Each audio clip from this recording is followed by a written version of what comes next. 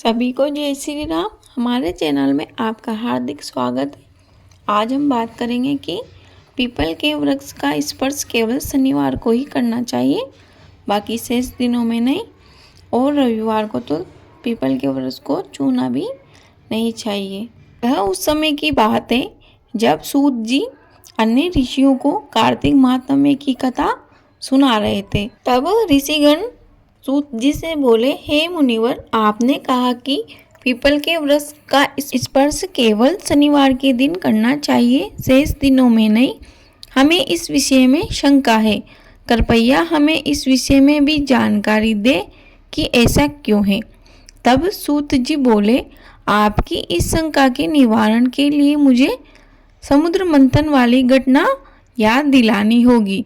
समुद्र मंथन में देवताओं को रत्न मिले, उनमें कौस्तुभ मणि और लक्ष्मी भगवान विष्णु को प्राप्त हुए।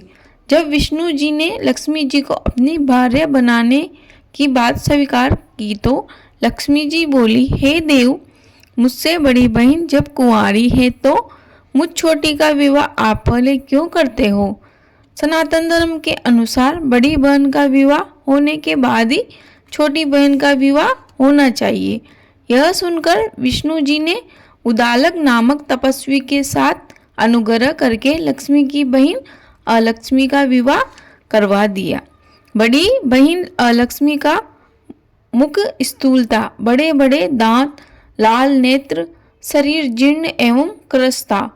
धर्मज्ञ मुनि उदालक ने विष्णु जी की आज्ञा से उनको स्वीकार किया और अपने आश्रम ले आए। वहाँ होम का सुगंधित धुआं उठ रहा था, वेद ध्वनि हो रही थी, सुख शांति का साम्राज्य था। ऐसे स्थान को देखकर दुखी हुई अलक्ष्मी बोली, हे ब्राह्मण, यह स्थान मेरे निवास योग्य नहीं है, मुझे आप किसी और जगह ले चलो।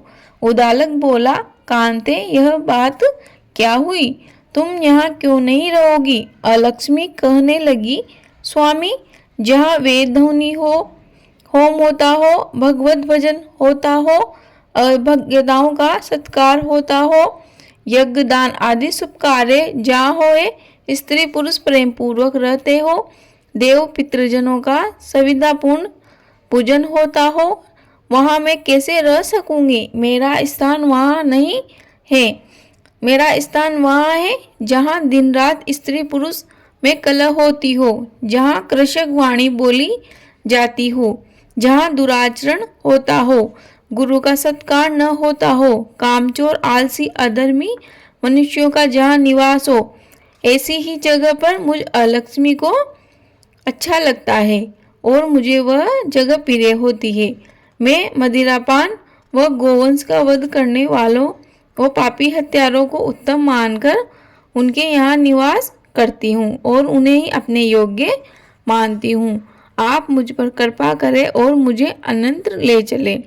उदालक ऋषि कुछ सोचकर बोले, हे कांते, जब तक मैं तुम्हारे योग्य स्थान की खोज करूं, तुम इस पीपल के वृक्ष के नीचे रहो। सूत जी बोले, इस प्रकार पीपल के वृक्ष के नीचे अलक्ष्मी को बैठाकर उदालक ऋषि उनके लिए उपयुक्त स्थान खोजने चले गए। अलक्ष्मी उनकी काफी समय तक प्रतीक्षा करती रही, लेकिन उदालक ऋषि न लौटे।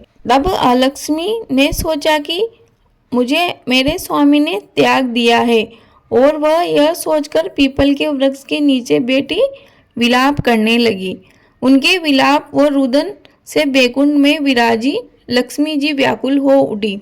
उन्होंने विष्णु जी से निवेदन किया, हे दयालु, आपको यदि मैं प्यारी हूँ तो आप मेरी बड़ी बहन जो पति द्वारा त्यागी जाने से दुखी है, उसको जाकर धीरज दो, उसे समझाओ। तब भगवान विष्णु लक्ष्मी के साथ वहां पहुंचे और अलक्ष्मी को धीरज देते हुए बोले, हे अलक्ष्मी, तू चिंता क्यों करती है। तू इस पीपल को ही अपना आश्रय दान जान, यहीं पर रह। यह मेरे अंश से उत्पन्न है, मेरा ही रूप है और मैंने तुझे यह स्थान दिया। प्रतिवर्ष कार्तिक पूर्णिमा को जो तेरा पूजन करेगा, उनके घर तेरी छोटी बहन लक्ष्मी अचल होकर रहेगी। जिसने स्त्रियों द्वारा आज के दिन तुम धूप दीप से पूजित होगी और जो प्रति शनिवार के दिन पीपल पर सूत लपेटकर तुम्हारा पूजन करेंगे उनकी संपूर्ण मनोकामनाएं पूर्ण होगी। हाँ, रविवार के दिन तुम्हारा स्पर्श करेगा वह दरिद्रता को प्राप्त करेगा। ऐसा कहकर विष्णु भगवान लक्ष्मी सहित चले गए। अलक्ष्मी वहां रहने लगी। इस प्रकार भगवान विष्णु के कहे वचनों के अनुसार पीपल के वृक्ष को रविवार को छूने से हमारे घर में अलक्ष्मी का वास हो जाता है और शनिवार के दिन पीपल के वृक्ष के सूत लपेटकर पूजा करने से हमारे सभी कार्य सिद्ध होते हैं। दोस्तों, मुझे उम्मीद है आपको यह जानकारी अवश्य ही उपयोगी लगी होगी। प्लीज़ वीडियो को लाइक करें। चैनल को अभी तक आपने सब्सक्राइब नहीं किया है तो प्लीज़ चैनल को सब्सक्राइब करें। आपका दिन शुभ हो। धन्यवाद।